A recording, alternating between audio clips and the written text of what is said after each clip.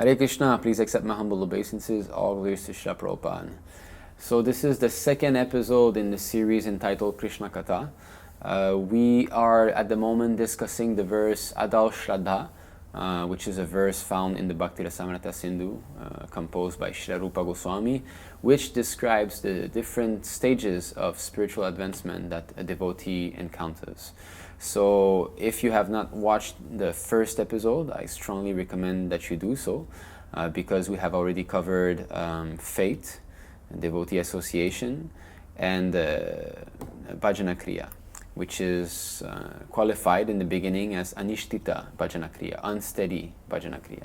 So please go take a look at this one. For those of you who have already watched, welcome to Kṛṣṇa-kathā.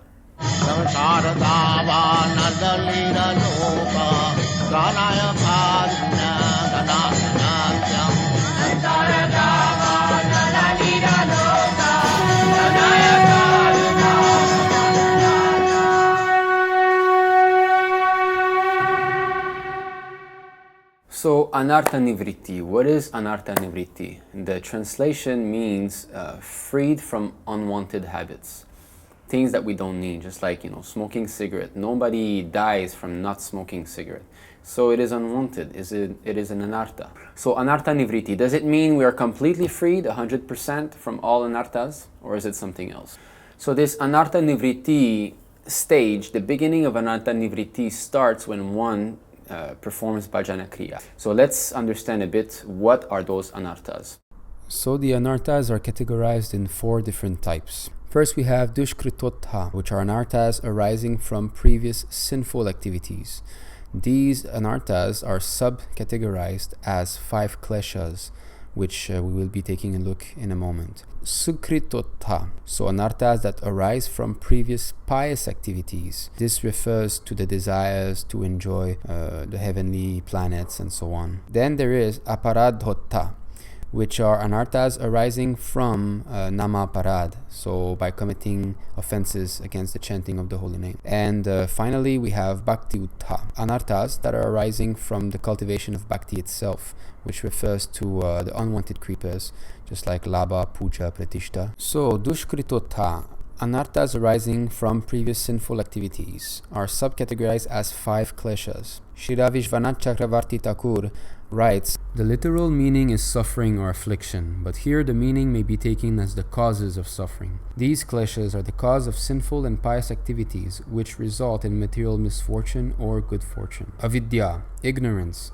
to mistake that which is impermanent to be permanent, that which is full of misery to be blissful, that which is impure to be pure, and what is not the self to be the self. Asmita, false ego, the bodily identification of I and mine, and to accept only direct sense perception as real. Raga, attachment, the desire for material happiness and those means which will give it. Dvesha, hatred, the repulsion to unhappiness or the causes of unhappiness. Abhinivesha, fear of death, absorption in the body as the basis for sense gratification. So these 5 kleshas, which are grouped under duskritota, anarthas arising from past sinful activities, are also said by some sages to be including the anarthas arising from past pious activities. These kleshas are starting to be destroyed or eliminated as soon as one starts bhajana kriya. Even on the unsteady platform, they are the first anarthas to actually be purified. We will be speaking of the different stages of eradication of the 4 types of anarthas later on. According to Patanjali Rishi, the original author of Yoga system, distresses are due to 5 causes, namely ignorance or avidya, false identity or asmita, gross material engagements or abhinivesha, attachment for worldly things or raga, and detachment for worldly things or dvesha. So impermanent, if I'm very much attached to my house and family, I'm thinking, I will remain here forever. So to be thinking like that is ignorance. Avidya means nescience, ignorance. What is that ignorance? Kama. Kama means desire. They are meant for serving Krishna, but they desire that why shall I serve Krishna? I shall become Krishna. This is avidya. that which is full of misery to be blissful. Oh, let's go out and drink, let's eat, meat. It's completely in the mode of ignorance, yet people think that there is happiness in such things. Then asmita, false ego. You see, so I and mine, this understanding, there's a verse in the Bhagavatam that speaks of this. Oh my Lord, the people of the world are embarrassed by all material anxieties. They are always afraid. They always try to protect wealth, body, friends. They are filled with lamentation and unlawful desires and paraphernalia, and they avariciously base their undertakings on the perishable conceptions of my and mine.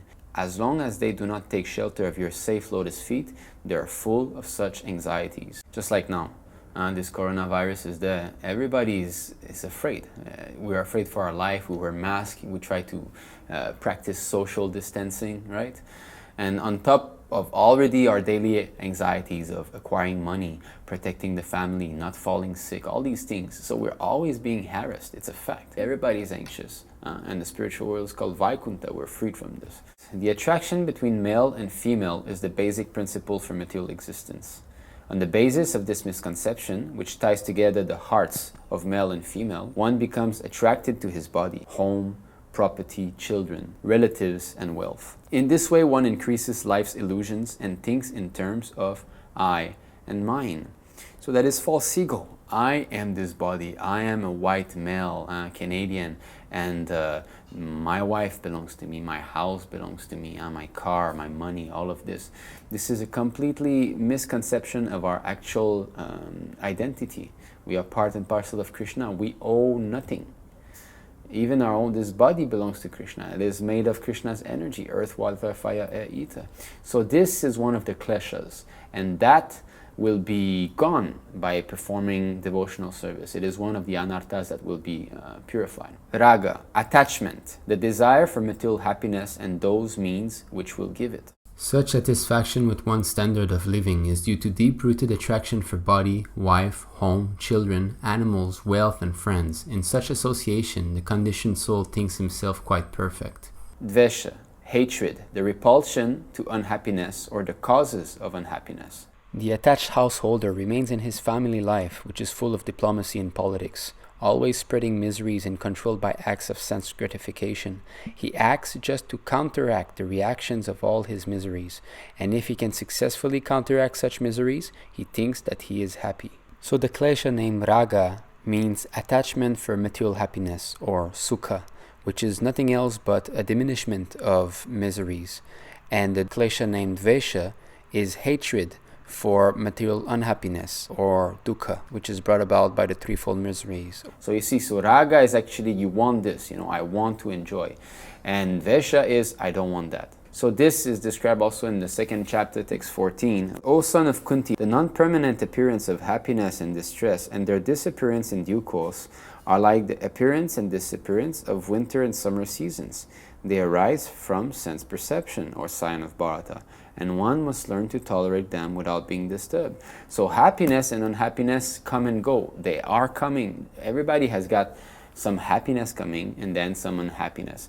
So it's just like cloudy days or rainy days and sunny days. You cannot say that, I just want sunny days, let there no be rainy days, or I just want summer, let there no be winter. It is meant to come.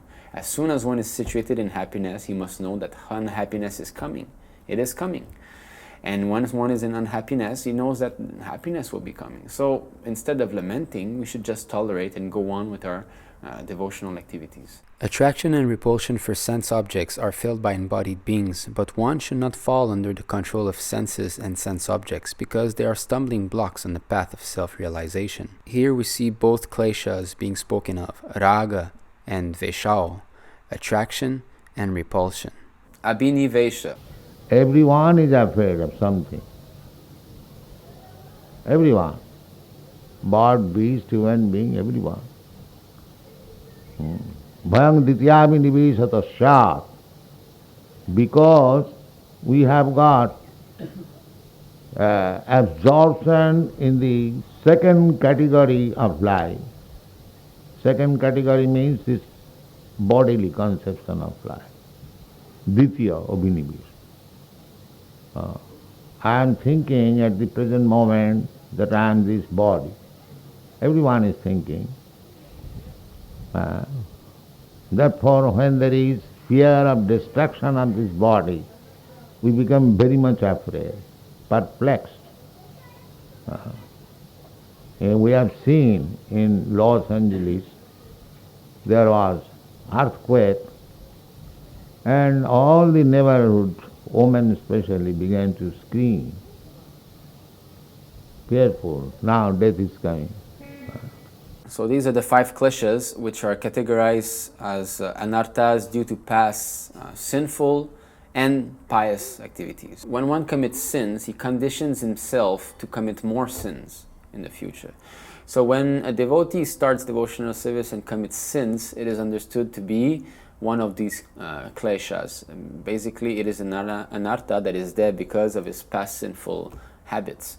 And when one is engaged in a pious activity, it is understood because of his past habits. So example, someone used to smoke cigarette and then he smokes a cigarette due to past sinful activities. Someone sees, coronavirus, I should be donating some money to the hospital, and he gives a donation to the hospital for helping people with coronavirus. That is pious activity. It has nothing to do with devotional service, and actually it is useless for the soul. Helping the body is useless. We must help the soul. Maya is very strong. In the name of philanthropy, altruism, and communism, people are feeling compassion for suffering humanity throughout the world. Philanthropists and altruists do not realize that it is impossible to improve people's material conditions. Material conditions are already established by superior administration according to one's karma. They cannot be changed. The only benefit we can render to suffering beings is to try to raise them to spiritual consciousness. Material comforts cannot be increased or decreased. So if a devotee thinks like that, it is because he used to perform some pious acts and he's doing that again in the beginning of his devotional life. Then there are anarthas that will arise because of doing offenses, the 10 offenses.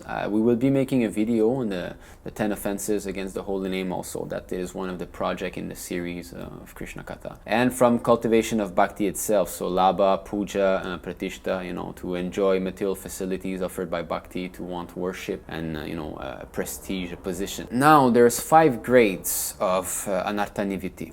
Ekadeshavartini, partial. So at that stage, maybe just one of the anarthas or a little percentage of anarthas is being nullified. Bahudeshavartini, extensive.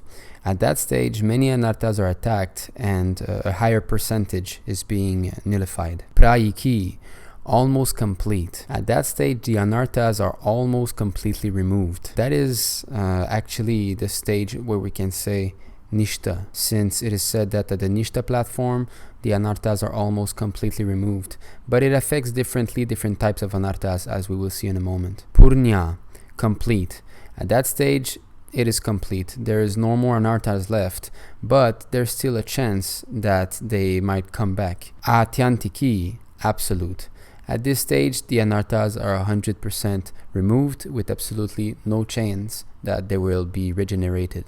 Okay, so this is all from dhurya-ka dambini. So here I read. So anartha-nivṛtti, the nullification of all unwanted things, it's actually a process that begins at the very beginning of bhajana kriya and that goes on all the way until one attains the Lord's association. So in the verse of Srila Rupa Goswami, there's also a stage called anartha-nivṛtti, which is between bhajana kriya and Nishta. This stage actually refers to the purification that goes all the way to 75% of all the anarthas being removed. In other words, when one achieves 75% of purification from the anarthas, he attains the stage of Nishta. So now let us see how it is affecting the different kinds of anarthas. So there are anarthas arising from the 10 offenses. When one starts bhajana kriya, the eradication is partial. At Nishta, the eradication is extensive. When one reaches bhava, the eradication is almost complete. It is complete at prema, and it is absolute when one attains the Lord's association. So the anarthas arising from the 10 offenses are actually the most difficult to get rid of, because we can see that they are complete only at the stage of prema. So even at the stage of bhava, they are not completely destroyed. Therefore, even a devotee, when he has reached the stage of bhava, has to be very, very careful, because fall down is still possible, as we will see later in the case of Maharaj Bharata. Anarthas arising from the past sinful and pious activities, which we spoke earlier, the 5 kleshas, are as follows. At the stage of bhajana kriya, they are almost complete. At Nishta, they are complete, and at asaktihi, they are absolute. So these are the first anarthas that start to be nullified. So when one starts bhajana kriya, even in the unsteady form, those anarthas will be almost completely removed. So we can see how strong bhajana kriya is, even if performed in an anishtita manner. So the 4th type of anartha is those arising from bhakti, so the unwanted creepers. And those goes as follow. At the stage of bhajana kriya, it is partial. At the stage of nishta, it is complete. And at the stage of ruchi, it is absolute. So we can see that when one attains the stage of Nishta, he is very well situated, since the anarthas arising from past sinful and pious activities, as well as those arising from bhakti, are already completed.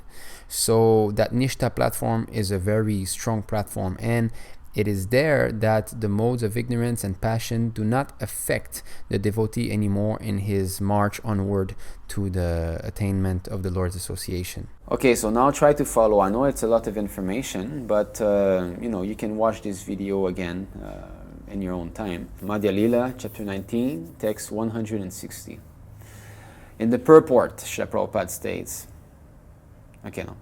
if one does not distinguish between the Bhakti-lata creeper and the other creepers, the sprinkling of water is misused, because the other creepers are nourished, while the Bhakti-lata creeper is curtailed. So you have many plants, let's say. And there's only one plant you want to grow, that is the Bhakti plant, the creeper of Bhakti. But around there's many weeds. So when we chant with the fences, we pour water like this, pouring water means Shravanam, Kirtanam, Vishnu, Padasa, all the processes of Bhakti, especially Shravanam, Kirtanam. So we pour water like that, alright? So Prabhupada says in the purport, if one chants the Hare Krishna mantra while committing offenses, these unwanted creepers will grow, you see. So why every day we repeat those 10 offenses in the temple every day is because we must give them up. Unless we come to offenseless chanting, we won't be able to advance in devotional service. If we keep committing offenses while chanting, those creepers will grow and they'll get strength and become, very powerful. So we must be very careful. But that's another topic. So let's come back to anartha-nivṛtti. Okay, anartha-nivṛtti. What is that real anartha-nivṛtti, that Nishta stage? Does that mean it is complete, anartha-nivṛtti complete? Let's listen to His Divine Grace, A.C. Bhaktivedanta Swami Prabhupada.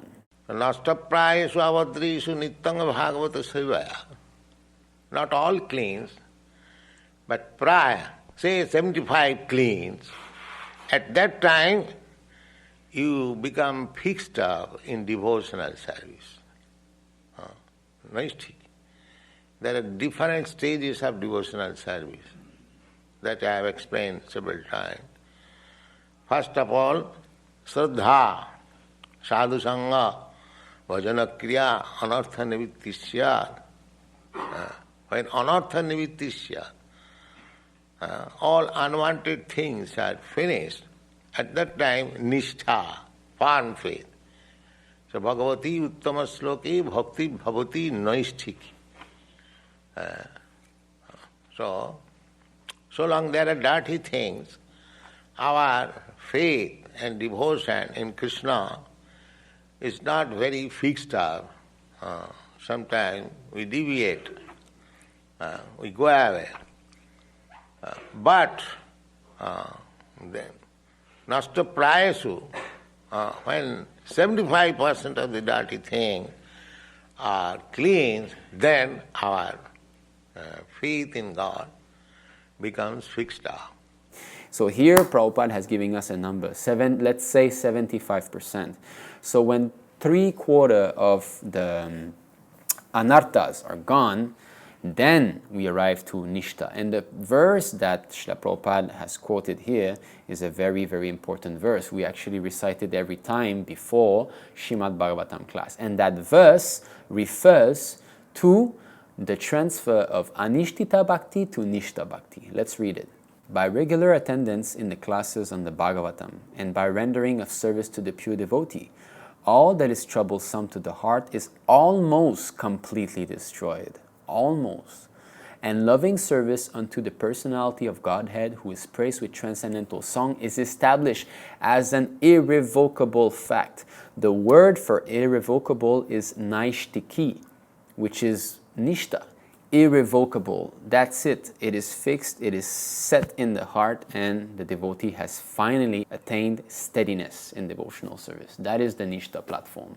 And in that verse, you see it also, it is said, almost completely destroyed. It is not fully destroyed yet. So now let us study a bit more this Nishta platform. So in the first episode of this mini-series concerning the Adal-Shraddha verse, we have quoted a verse which we will show again here. Shri Krishna, the personality of Godhead, who is the Paramatma, super soul in everyone's heart, and the benefactor of the truthful devotee, cleanses desire for material enjoyment from the heart of the devotee who has developed the urge to hear his messages, which are in themselves virtuous when properly heard and chanted. That is description of the anishtita stage of devotional service. And the verse which we have just read, which Prabhupada quoted, 1-18, is actually mentioning the Nishta platform. Abradhani vidunoti in 1-17 is translated as, so Abhadrani means desire to enjoy matter, and vidunoti means cleanses. So that refers to anartha-nivṛtti. That is that process which starts from the beginning of bhajana kriya all the way to Nishta. Okay? But as we have seen, still there's about 25% of anarthas that are left. Nishta means to be endowed with the quality of steadiness or non-movement, naischalyam. Though a devotee tries for steadiness every day, while the anarthas are still present, he will not attain steadiness. You see, so a devotee might be thinking, well, what is wrong with me? I'm trying to be fixed up. I'm trying to do Mangalarti every day. I'm trying to chant, nicely, and I'm trying to follow the devotional process as best as I can, but I just can't. Why? Because the anarthas are still there. So we would like to stress again that each platform in devotional advancement stands on the previous one. So if one has not attained the platform of Nishta, that means that the anarthas are still very much present. That means that the bhajana kriya is lacking. And if one is not capable of increasing his bhajana kriya, his devotional activities, that means that he's lacking the devotees of association. Therefore, everything stands on association with devotees, and that cannot come unless one has got faith. But this association of the devotees is the springboard that will throw one's devotional life upward and facilitate everything in our spiritual advancement. Therefore, the basis is this, sadhu sangha. In the association of pure devotees, discussions of the pastimes and activities of the Supreme Personality of Godhead is very pleasing and satisfying to the ear and the heart. By cultivating such knowledge, one gradually becomes advanced on the path of liberation, and thereafter he is freed and his attraction becomes fixed. Then real devotion and devotional service begin. The process of advancing in Krishna consciousness and devotional service is described here. The first point is that one must seek the association of persons who are Krishna conscious and who engage in devotional service. Without such association, one cannot make advancement. Simply by theoretical knowledge or study, one cannot make any appreciable advancement. One must give up the association of materialistic persons and seek the association of devotees, because without the association of devotees, one cannot understand the activities of the Lord. One must increase. That means if it takes too long to reach the stage of Nishta, that means the previous stage is lacking. The anartha-nivṛtti is lacking. Why the anartha-nivṛtti is lacking? Because the bhajana kriya is lacking. So one must increase the devotional activities. He must force himself that, no, let me wake up earlier. Let me chant my rounds attentively in the morning. Let me make a mangalarti, a nice mangalarti, not just opening the light and bowing down to the Lord and then leaving. No, let me do a full arti like this. So by following the instructions of Prabhupada, we increase that devotional process which grudges into all those anarthas, and finally, because the weight of the anarthas is gone, one can finally attain the platform of Nishta. Let's go on reading. This is due to these 5 persistent obstacles: laya, sleep; vikshepa, distraction; apratipati, indifference or disinterest in spiritual topics; kashaya, tendency toward bad habits; and rasasvada, taste for material enjoyment. After the stage of anartha-nivṛtti, when these obstacles are almost completely destroyed, one achieves steadiness. Thus, the symptom of Nishta is the absence of the above mentioned obstacles. So now we'll be discussing those obstacles, and those obstacles are there again in the anishtita devotional service. So we're going back a little bit, okay? We're going back to the anarthas, to the unsteady devotional service. Laya, sleep, increasingly oppressive drowsiness while chanting, more while hearing, and even more while remembering. Vikshepa, distraction, reminiscing about various topics related to mundane life at the time of hearing, chanting, or remembering. Apratipatti, indifference. Even in the absence of laya and vikshepa, sometimes we may still find that we are simply unable to properly hear, chant, or remember. Kashaya, bad habits, the various impressions of anger, greed, and false ego that manifest while performing sadhana of the limbs of bhakti, such as hearing, chanting, or remembering. Rasasvada, taste for material enjoyment, the inability to absorb the mind in the angas of bhakti, such as kirtana, when the opportunity for material sense pleasure arises. Nishtita bhakti or Nishta bhakti appears in the absence of these faults. Adarajas tamo bhava. So this is the next verse that comes after the two verses which we previously discussed. So let's take a look. This is 1:2:19. As soon as irrevocable loving service is established in the heart, irrevocable Nishta, fixed up, the effects of nature's modes of passion and ignorance, such as lust, desire, and hankering, disappear from the heart. Then the devotee is established in goodness and he becomes completely happy. And that is a very important verse. Ada rajas tamo bhava. So here the word cha is used in its collective sense, okay, to refer to all of these unwanted qualities. So the 5 qualities that we mentioned, okay, sleep, distraction, these things, they are all being crumbled down by the fire of steady devotional service. So it says the effects of nature's modes of passion and ignorance, okay, disappear from the heart. The effects. So it is not that the modes are completely absent, but they are no longer affecting the advancement of the devotee. Thus, in the stage of Nishta, the modes of ignorance and passion are no longer present. However, the words etar anavidham, no longer affected by these, okay, indicate that these impurities are still present to some slight degree at this stage of Nishta, but do not act as an obstacle to bhakti. All traces will be removed and one reaches the stage of bhava. So in summary, the laxity or the intensity or the difficulty or the ease in performing devotional service and shravanam, kirtanam, all of these is the criteria to distinguish between anishtita bhakti, unsteady, and nishta bhakti. So this is the end of the second episode concerning the Adal Shraddha verse. So thank you very much. We hope you have appreciated. Please subscribe to this channel and also click the bell icon. You'll be notified when new videos are coming in. We are planning on uploading many such videos for the pleasure of Srila Prabhupada and the devotees. I was, praying to Srila Prabhupada to instruct me on this stage of actually Nishta Bhakti, what it is and how to attain it, and what are the distinction between, unsteady and steady. And very soon after, I found that class. I listened to that class that I showed you in that episode, and also I found this sastra, dhurya-ka dambini. So I see it as a blessing of Srila Prabhupada. So please also share it with your friends, devotee friends, share with them. And so we'll be creating a playlist with all the Kṛṣṇa-kathā episodes. This is the end of Kṛṣṇa-kathā episode 2 of that mini-series concerning Adal Shraddha verse, where we have covered the stage of anartha-nivṛtti and Nishta. Thank you very much. Jai Srila Prabhupada.